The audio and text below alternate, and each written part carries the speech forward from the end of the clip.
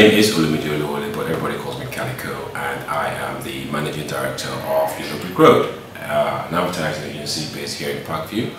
Actually, we've evolved from what's called an advertising agency. We now like to call ourselves an integrated marketing and communications agency, which is a combination of providing strategy on both above the line and below the line services. So that's kind of what we do in a nutshell. Basically, our job is to try and get the consumer to engage with your service product as much as possible. So that's kind of where we are. And advertising actually wasn't really my first choice. I didn't start out in advertising. I actually started working in public relations, believe it or not. So I guess for the last 15 to 20 years, I have worked in the communications field, but no, it's in advertising, not always in advertising. My sojourn into the advertising world started when I was living in South Africa, which is about 8 years ago. When I kind of decided that I'd had enough of PR, and I wanted to move across to advertising, because when I was in England, advertising guys used to go out for long lunches and boozy afternoons. And so I thought all the fun things that I admired in the world of communication. So I was quite looking forward to getting on board. That's I felt, what could be better than spending a Friday afternoons in a pub all day? So that's why I got into advertising. And the rest is history, as they say. As far as advertising is concerned, I worked in South Africa for a while. I was working for an agency called FCB, and I was the regional head for the Africa division, which means that we oversee, what the Africa division does is it oversees the network of affiliates based across the African continent. So I think we had about 25 at the time. I did that for a few years before I moved to Nigeria, but the beautiful thing about that job, I think probably one of the best jobs I've ever had, is the fact that prior to that I had only ever been to Nigeria and South Africa, in Africa. That job gave me the opportunity and privilege to visit about 20 other African countries. So it completely changed my mind about Africa as a continent, and also taught me not to believe anything you read or listen to or see on the news, because the picture that has been painted, especially by the international media, and what you actually see when you visit these countries are two opposite scenarios. So that's what I kind of like about my stint in the job as the regional director of FCB Africa. Anyway, fast forward to 2007, I was approached to come and start up an advertising agency in Nigeria, which was then called ZK Advertising. And that's when I decided to move back to Nigeria, having not been here for about 20 years. And so I came back to Nigeria to set up this advertising agency. And in my first few months, I saw what I thought were for lack of a better word, defects in the advertising industry in Nigeria. And of course, I very quickly thought that I would be able to change the nature of advertising in Nigeria, as it were, because I thought, come on, I've come with fresh ideas, fresh thinking, and a new way of doing things, and we're going to revolutionize the advertising industry in Nigeria. So our first agency was called ZK, and talking about the revolution that you mentioned through the break, was that we said that the revolution will be advertised. In fact, that was our slogan at the old agency. It's because we really thought we're really sure of the fact that we're going to, like I said, turn things on its head. And then until I discovered what the challenges of doing business and working in the advertising profession in Nigeria are. So if I had to start all over again, the revolution definitely would not be advertised, because it's just a big struggle. It's a big struggle. I think for me, I run a business, so I'm going to approach it more from the business angle. I find it's because we are in what you call the non-tangible business, whereby I'm not selling you a calculator or a car, and because we don't offer what is perceived to be a professional service, so we're not accountants or lawyers, and because we are seen as what they call service providers and communication partners, the respect that clients give agencies in Nigeria is not an encouraging, does not give an encouraging prospects for the relationship between client and agency.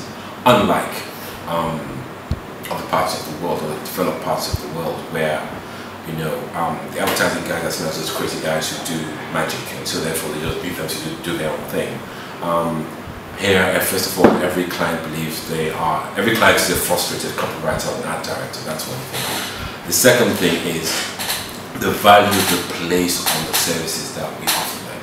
So therefore, running a very profitable entity is very difficult if you're an advertising business. You walk into a client and they give you a brief for a campaign, and first of all, the first thing we want to do is be number one in the category.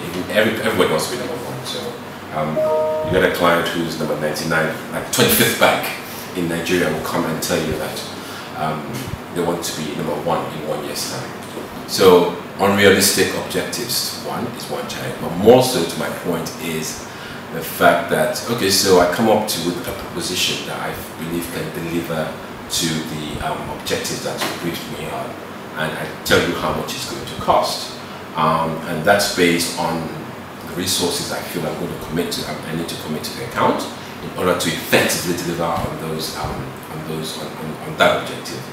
And you'll get a client who starts, you give him a price of say 100 naira for argument's sake, and he'll say, that's too much, I'll pay you 10 naira.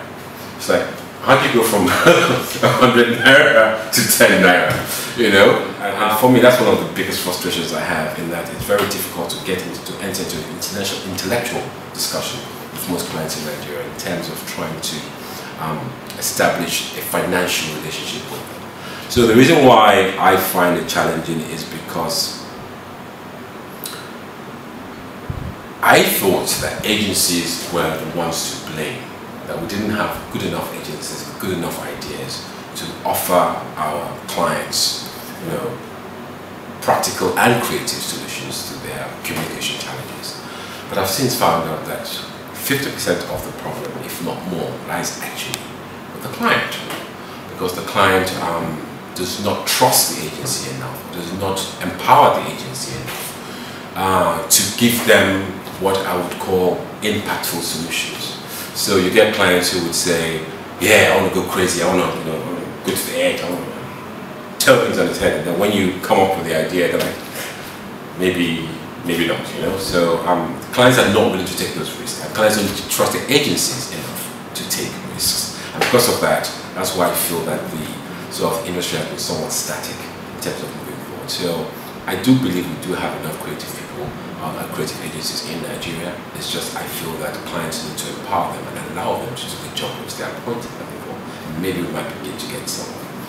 I think we've kind of earned our respect within the advertising industry in Nigeria. When we set up as ZK, we were perceived to be an elitist agency. And there was a joke that you either had to work or studied abroad to get a job in our agency, which was a reputation that we kind of likes to have. Just means that think twice before you apply for a job in the agency. And so because of that, I think people respect the work that we do. It's intelligent, there's thought behind it.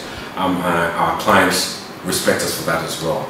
Maybe sometimes to our detriment, because clients often accuse us of being too stubborn, because we want to do things the way clients do them, and that's what we as government. Yeah, that's what we should do. So we're not a yes sir, yes ma'am kind of agency. We push back, etc. So when we started in Nigeria, I think the first client we had was a company that was then in Celta, and that's what really set us up. And so we very quickly established our mark. People knew who we were very quickly, because we were working on what was either the largest or second largest advertising account in Nigeria. So people woke up very quickly and said, who are these guys?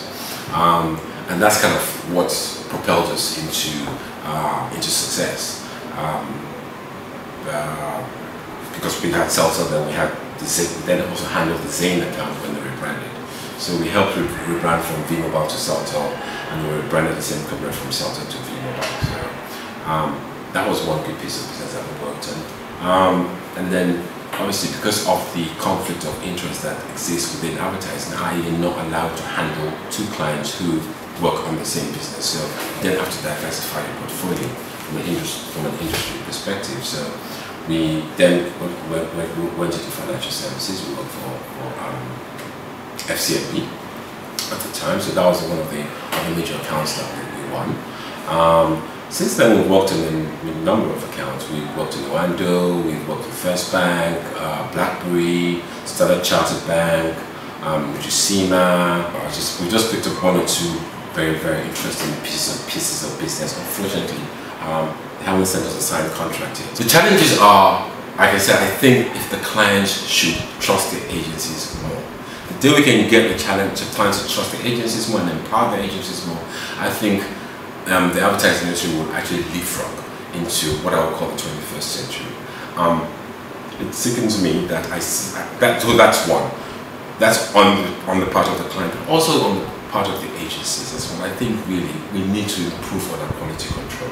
I don't know that agencies employ enough quality control measures to ensure that the work that they do for the client is of the utmost standard. It pains me when I see advertising, billboards, press ads with typographical errors in them. You know, it still happens in this very day, and I think that's an indictment on our profession as a whole. In that, and oftentimes we find that this piece of work has been approved not only by the person who wrote it, but by the creative director and also by the client itself. You know, with grammatical errors, and I think that's just something that's unacceptable as far as advertising is.